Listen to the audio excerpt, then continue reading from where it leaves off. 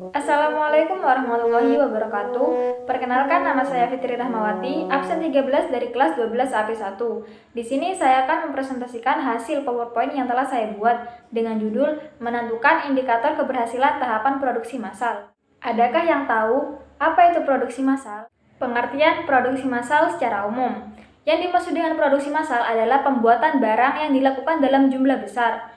Pengertian menurut KBBI. Menurut Kamus Besar Bahasa Indonesia, produksi massal atau produksi massal diartikan sebagai pembuatan barang dalam jumlah besar-besaran, biasanya dengan mesin, baik yang berupa ulangan produk lama maupun produk yang coraknya telah diberi variasi, misalnya dalam hal warna dan perlengkapannya.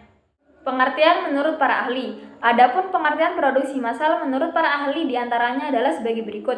Elia Fauzia dan kawan-kawan tahun 2019 mendefinisikan produksi massal sebagai kegiatan memproduksi barang tertentu yang sudah ditentukan standar spesifikasinya dalam jumlah besar melalui serangkaian operasi yang sama dengan produk sebelumnya. Yang kedua, menurut Fitri Febrianti dan Eni Surjati Priyowirjanto tahun 2019 mendefinisikan produksi massal sebagai proses menghasilkan sebuah produk yang terstandarisasi dalam jumlah banyak menggunakan perakitan dengan teknologi otomasi.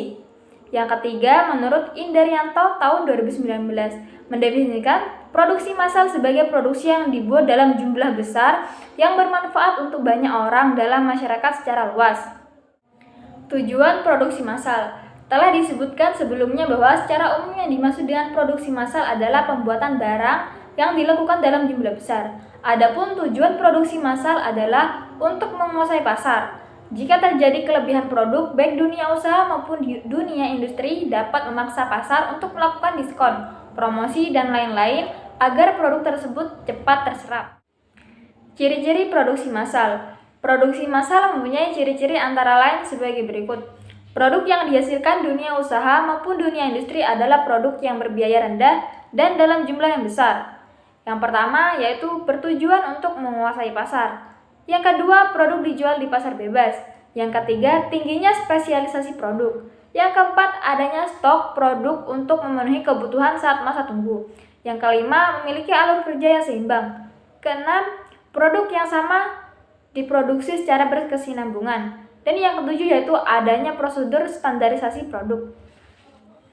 Perencanaan produksi massal. Yang dimaksud dengan perencanaan produksi massal adalah proses untuk memproduksi barang pada suatu periode sesuai yang telah dijadwalkan melalui pengolahan sumber daya seperti tenaga kerja, bahan baku, dan peralatan.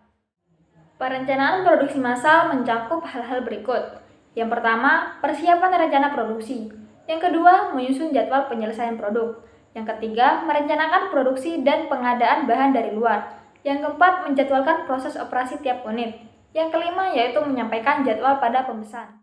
Adapun tujuan perencanaan produksi massal diantaranya adalah sebagai berikut. Yang pertama yaitu meminimalkan biaya dan memaksimalkan keuntungan. Yang kedua, memaksimalkan kepuasan pelanggan. Yang ketiga, meminimalkan perubahan nilai produksi. Yang keempat, meminimalkan perubahan tenaga kerja. Dan yang kelima yaitu memaksimalkan perlengkapan dan inventaris pabrik. Sedangkan fungsi perencanaan produksi massal itu ada 3, diantaranya adalah sebagai berikut. Yang pertama, menjamin rencana produksi dan pemasaran produk. Yang kedua, mengukur kapasitas produksi yang konsisten terhadap rencana produksi. Dan yang ketiga yaitu alat untuk memonitor hasil produksi. Tahapan produksi massal. Produksi massal tidak dilakukan secara tiba-tiba atau serampangan, melainkan harus direncanakan dengan matang yang berlangsung melalui beberapa tahapan sebagai berikut. Yang pertama yaitu routing. Routing adalah proses menentukan urutan proses produksi massal dari bahan mentah hingga menjadi sebuah produk termasuk berbagai macam peralatan yang digunakan. Umumnya, routing digunakan untuk memperbaiki dan menguasai hal-hal sebagai berikut. Yang pertama, kuantitas dan kualitas produk. Yang kedua, sumber daya manusia, mesin, dan bahan yang digunakan. Yang ketiga, jenis, jumlah, dan urutan operasi manufaktur. Yang keempat yaitu tempat produksi. Tujuan routing adalah untuk menentukan jalur atau urutan operasi produksi yang terbaik dan termurah yang dapat diterapkan di pabrik sehingga memberikan kemudahan bagi semua lini produksi dalam mencapai tujuan perusahaan. Scheduling. Scheduling atau penjadwalan mengandung arti menetapkan jadwal kegiatan operasi proses produksi yang disinergikan sebagai suatu kesatuan. Tujuan scheduling atau penjadwalan adalah sebagai berikut. Yang pertama, mengetahui jumlah pekerjaan yang harus diperbaiki. Yang kedua, membuat daftar prioritas operasi manufaktur yang berbeda. Yang ketiga yaitu memperbaiki, memulai, dan menyelesaikan tanggal dan waktu untuk setiap operasi. Dispatching. Dispatching merupakan tahap dimulainya proses produksi. Pada tahap ini ada beberapa hal yang diatur antara lain sebagai berikut. Yang pertama yaitu bahan, alat, perlengkapan, dan lain sebagainya yang diperlukan untuk produksi sebenarnya. Yang kedua, perintah, instruksi, gambar, dan lainnya untuk memulai pekerjaan. Yang ketiga, memelihara catatan yang tepat dari awal dan menyelesaikan setiap pekerjaan tepat waktu. Yang keempat, berpindah pekerjaan dari proses lainnya sesuai jadwal. Yang kelima, memulai prosedur kontrol. Yang keenam, mencatat waktu mesin. Dan yang ketujuh yaitu tindakan lanjutan. Follow up. Follow up merupakan tahap ditetapkan dan ditentukannya berbagai macam kegiatan seperti pengadaan, pembelian, dan pemesanan bahan baku serta berbagai macam peralatan yang akan digunakan. Tujuannya adalah mengkoordinasikan semua perencanaan produksi agar produksi berjalan lancar. Penerapan produksi massal yang benar. Ketika akan melakukan produksi massal suatu produk, perlu dilakukan perencanaan produksi yang sangat matang yang meliputi beberapa kegiatan sebagai berikut. Yang pertama yaitu menentukan produk yang akan diproduksi secara massal. Langkah pertama yang harus dilakukan adalah menentukan produk yang akan diproduksi secara massal, misalnya masker. Mengapa masker kain?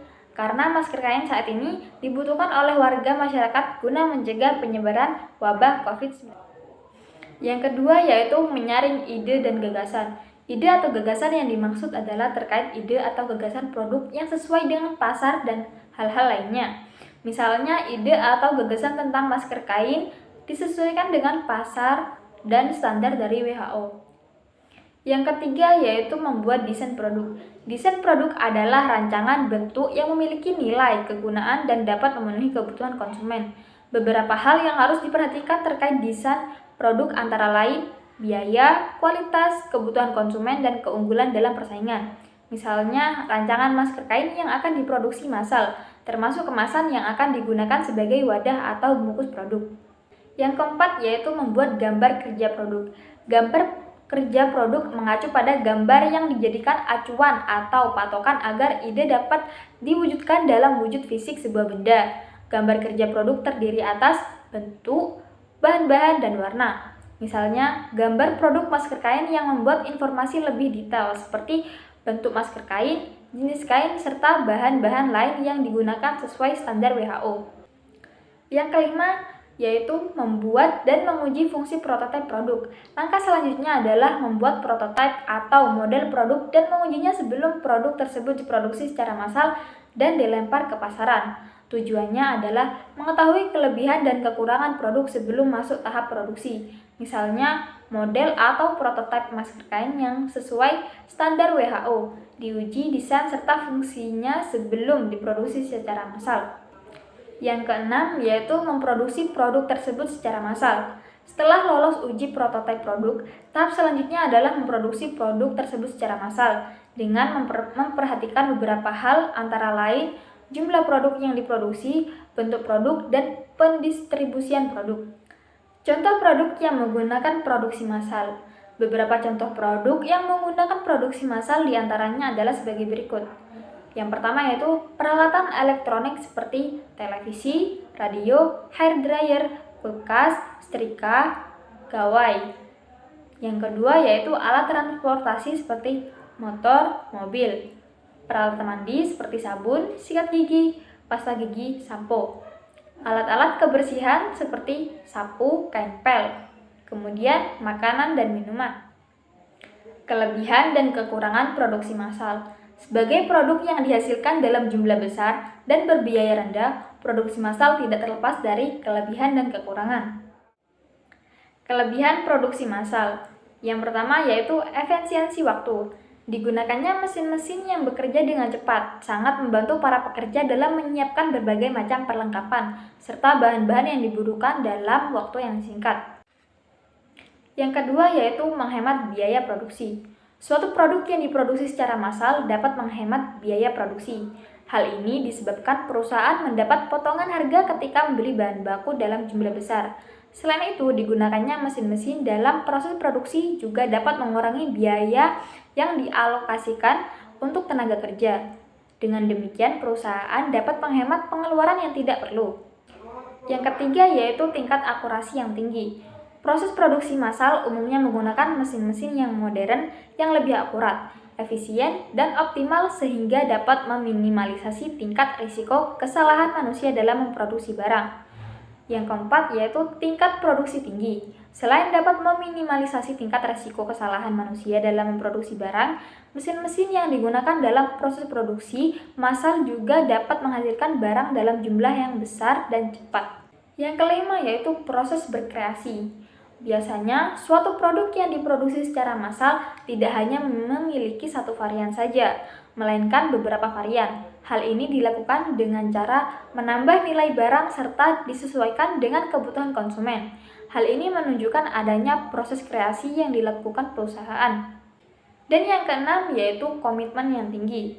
Produksi massal membutuhkan komitmen yang tinggi dari sumber daya manusia yang ada dalam perusahaan, terutama dalam hal waktu dan usaha yang diberikan. Semakin banyak waktu dan semakin besar perhatian yang diberikan, maka semakin besar pula keberhasilan dalam memproduksi barang. Kekurangan produksi massal. Adapun kekurangan dalam produksi massal antara lain sebagai berikut. Yang pertama yaitu terlalu kaku. Produksi massal umumnya dikerjakan oleh mesin yang dirancang sedemikian rupa.